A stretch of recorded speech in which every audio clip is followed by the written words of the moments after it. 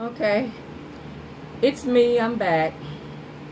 I constantly have to come in and come back and encourage you because truly I believe that there are people who need to be encouraged. I don't know about you, but even at times, I need a little encouragement.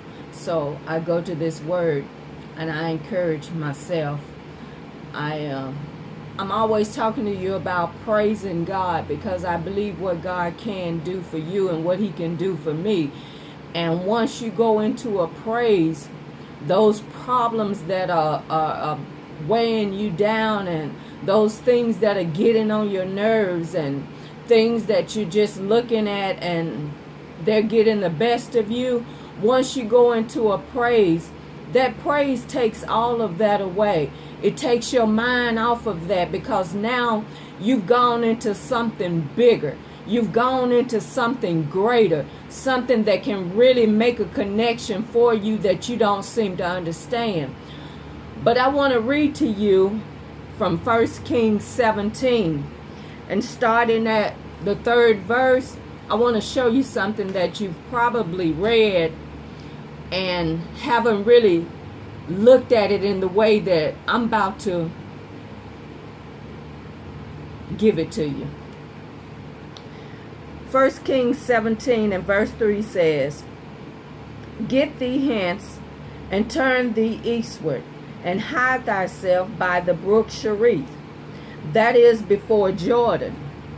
And it shall be that thou shalt drink of the brook, and I have commanded the ravens to feed thee there."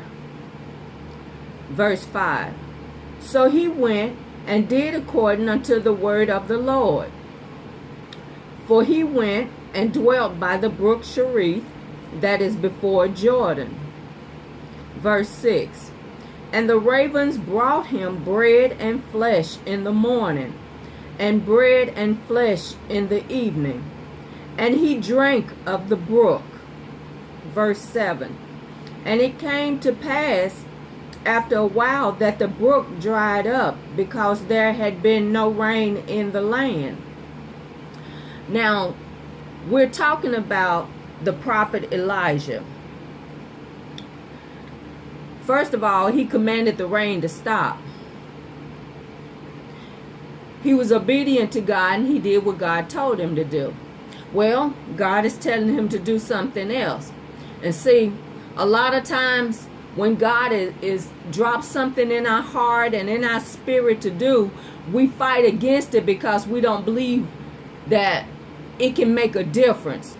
But had Elijah not listened to God, this word says, "I have commanded the ravens to feed thee." So he went and did according unto the word of the Lord. So if God commanded a raven, a bird, y'all, to feed the prophet did what God told him to do. And God told him, "I've commanded already." He's not even there at the place yet. But God has already commanded for something to take place once he gets there in place. Listen to what I'm saying. A lot of times we sitting up wondering how something is going to work out. We sitting up wondering, how can this come together? How can I do this? How is this going to work out? But if God has already commanded a raven, he's not there in the place yet. But God has already commanded the raven to feed him. And because he was obedient and did what God told him to do, he followed God's instructions and did what God asked him to do. And when he got there, the ravens did feed him. He did have water to drink out of the brook. So how much more do you think that God would do the very same thing for us when he is prompting your spirit to do something and you talk yourself out of it? Okay, let's go even deeper than that. You let the enemy and everybody else that you done put into the mix that you need confirmation from convince you, well, if I were you, I wouldn't do that. I wouldn't try that. You shouldn't go there. You shouldn't say that. You shouldn't look at it that way. But if God dropped it in your spirit to do, that means he already has an outcome for you. He already has commanded a thing to come to pass. And you're sitting up wondering, how is it going to work? Don't worry about that. God has already figured it out. What you're sitting there trying to think up, trying to figure out, trying to put together, trying to make work, God has already figured it out. He commanded a raven. If he could command a bird to supply and sustain a prophet, what more do you think he can do for you and I? All we got to do is continue to walk in the praises of God and the obedience of God. Don't miss what God is trying to do for you, in you, and through you. Verse 7, and it came to pass after a while now, it said after a while, the brook dried up. It didn't dry up immediately. It dried up after a while, because there had been no rain in the land. And the word of the Lord came unto him, saying, Arise, verse 9, arise, get thee to Zarephath, which belongeth to Zidon, and dwell there. Behold, I have commanded, there's that word again, I have commanded a widow woman there to sustain you. Now let me read the definition for command. Give an authoritative order. Be in a strong enough position to have or secure something. Now, this definition I really like. It says authority with the power to command. Now, don't that sound just like God? He has the authority and the power to command any and all things. So quit trying to figure things out and let God command and tell you what it is he needs you to do and to tell you where to go, where your blessing is. That's how we keep missing out on blessings, because we're not listening to God. We're not following his directions. We're not following his directives. He's already commanded. He's already got it there in place for us. All we need to do is follow through. This thing said, I have commanded a widow woman there to sustain thee. Now, you don't know what bank is holding your mortgage. You don't know what banker is about to bless you.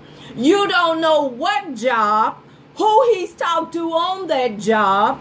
You don't know where anything is coming from, because God has already made the connection and already commanded. All you got to do is walk in it. Definition for sustain: strengthen or support physically or mentally, to provide what is needed for something or someone, to exist, continue, or etc. So, if God can command, and if God can sustain you and he can sustain me, don't you think we need to start listening, saints? Don't you think we need to start paying more attention to what God is trying to do for us, in us, and through us? Instead of walking around hating and distrusting, you don't know who God is using, smile more. Be thoughtful more. You don't know who God is using. You don't know who on your job has the right connection for you. You don't know who God is using around you. Be it your job, be it in church, be it outdoors, just a stranger that walks up to you and asks you for information. You don't know who your connection is, who God has made that person to be that's going to sustain you, that's going to make that right connection for you. It says in this Bible that Elijah, God, because of what God told Elijah to do, he was set up. He was blessed. We need to start following God. We need to be more open to the Spirit. We need to be more attentive to what God is trying to put in us and put across to us. Don't think everybody is up to something just because they start asking you questions. Sometimes those very questions they're asking you are leading up to a conversation to find out more about you, to find out if you're the very one that can do the thing that God has made the connection for you.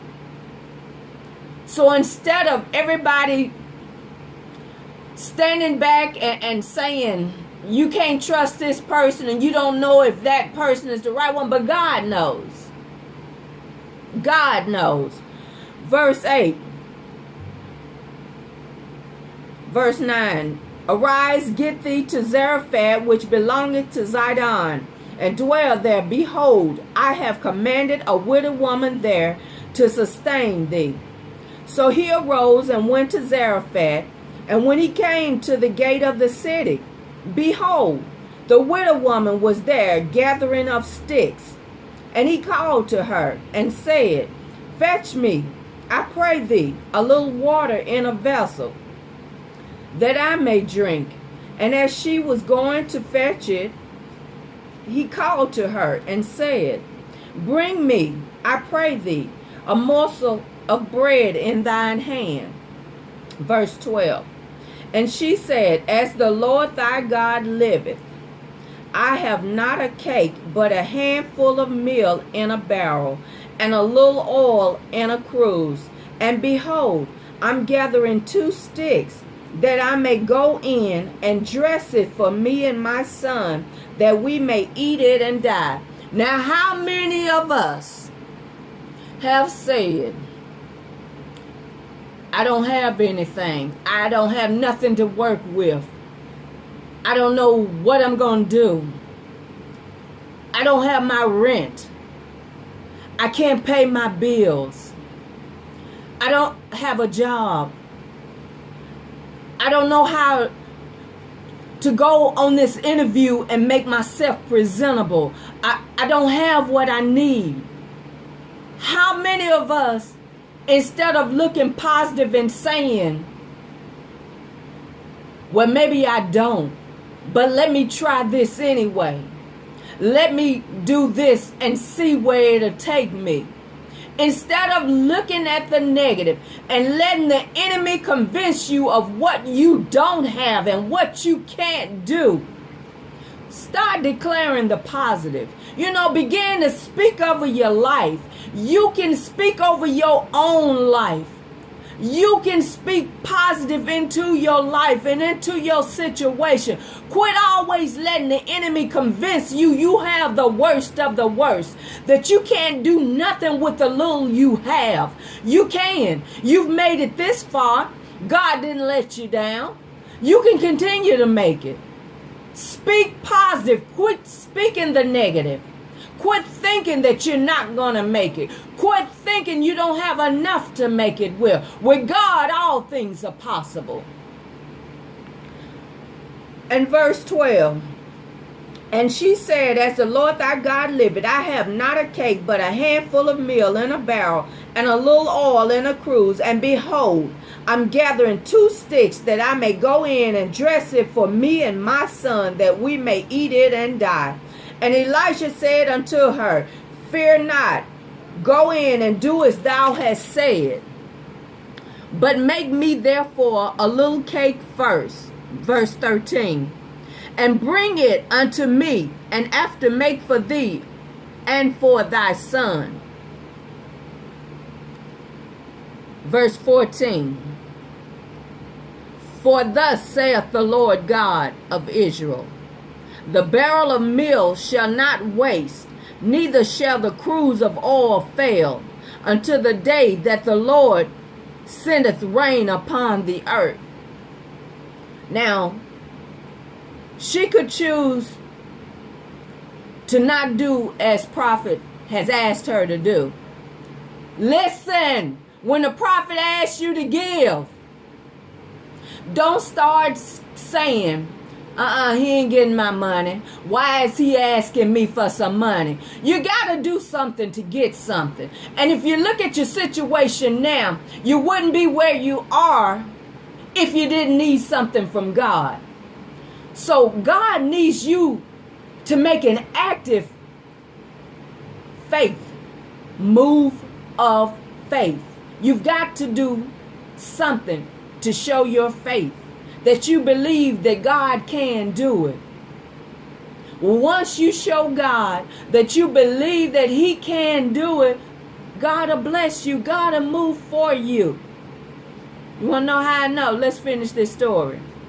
Verse 14, for thus saith the Lord God of Israel, the barrel of meal shall not waste, neither shall the cruse of oil fail, until the day that the Lord sendeth rain upon the earth. And she went and did according to the saying of Elijah. And she and he and her house did eat many days. They ate many days. And verse 16, and the barrel of meal wasted not, neither did the cruse of oil fail, according to the word of the Lord, which he spake by Elijah. Just because she acted out of faith, she could have continued to say, no, I choose for me and my son to just go ahead and eat this meal, our last meal, and die. But she stepped out. She did something to get something. She needed something. She needed to be sustained as well. God sustained the prophet with a woman who had made up in her mind that it was time for her and her son to die. Had she followed along with that, she would not have received this blessing. This blessing sustained her for the rest of her time. It sustained her. It supplied her with enough to live off of for her and her household. So how much more if God did not see that this woman needed a blessing, this woman needed help. He sees you and I when we're in the midst of our trials and our troubles and we're going through. And God has already made a way. He's already seen a way for us to come out. But the moment you hear somebody ask you for money, your quick response is, he ain't getting my money. They ain't getting my money. They don't need my money. Well, you don't need your blessing. You're talking yourself right up out of your blessing. You're finna miss what God has for you. And you sit back and you wonder why things didn't go for you, why something didn't work out for you, why didn't this happen for me? Because you gotta take an active move. You gotta do something you've never done. You've gotta step out of your old mindset, the old way you see things. Listening to other people tell you it don't take all that. For some of us, it does. If you really want a move of God like never before, you need to learn how to step out in faith and do something you've never done. Try something. I don't care if you have given 15 times before and nothing came out. Well, how bad do you need God to move for you now? See, God already knows. He already knows what you need to do for you to get to that appointed place. And if you don't think it, go back and read this story over and over again until you get the big picture. He provided for the prophet to go on his journey to another place. The prophet didn't know he would have food there and water there when he got there. But he stepped out in faith and did as God asked him to do. God already sent something there to provide for him. He sent a bird to provide a meal for him, and more than a meal, because he continued to feed him. So if God can continue to bless the prophet out of his obedience, very same thing he did for this widow woman. After she provided for the prophet, God sustained her. He continued to provide for her.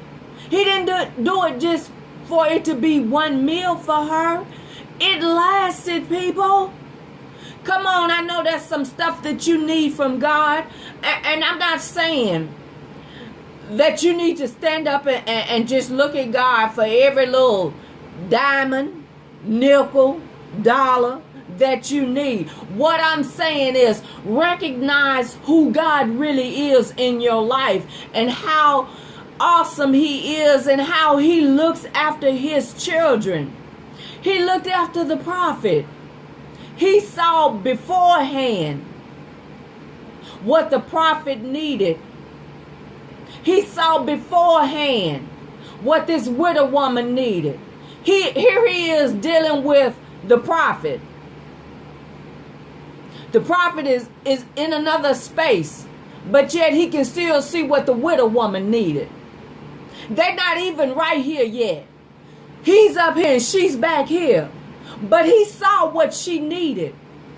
And he blessed her because of her act of obedience. All I'm trying to get you all to understand is we serve a mighty God. We serve a God that's no respecter of person, and what he did back then, he's still doing now. He's still moving now. He's still making the connections now. He knows what you need. He knows what I need. It's nothing hid from him. Not a thing. What's in the dark will come to light. That's with everything. Whatever you're aching for, whatever you're struggling for, whatever you're struggling with, listen to God. When he asks you to step out and do something, don't let the enemy talk you out of your blessing. Don't let the enemy bring fear upon you and tell you what you cannot do, what you cannot accomplish. That's his job, people. He comes in to kill, steal, and destroy. That's what he does. He takes great pleasure in bringing you down, bringing me down, bringing us all down. Why? He got kicked out. He's a lonely child. He's a sad child. He's an unhappy child. So don't let him do that to you. Believe God and start walking in faith. Start praising God more. Start believing God more. Start speaking over your life affirmative things. Don't sit up and think you have to have less of everything, that's what God wants for you, because it's not in his word. It's not the word. He said more abundantly is what he said. He didn't say nothing about less. He said more abundantly. So come on, people. Trust God, try God, believe God more. Give him the praise, give him the glory and the honor that he is due. And when he presses upon you to move, move. Don't give the enemy time to talk you out of what God is trying to bless you with, because you don't know. You're wondering why you don't have the house that you think you should have, or the job you should have, the careers you should have, because you let the enemy talk you out of stuff. You let that enemy talk you and convince you right out of your blessings. I guarantee you there have been things that God could have blessed you with by now that you have talked yourself out of. Stop doing that. Believe God. Walk in the blessings of God. That's what his word says. Walk in the blessings of God. Good night, Facebook. Hope I've helped you. Stay blessed.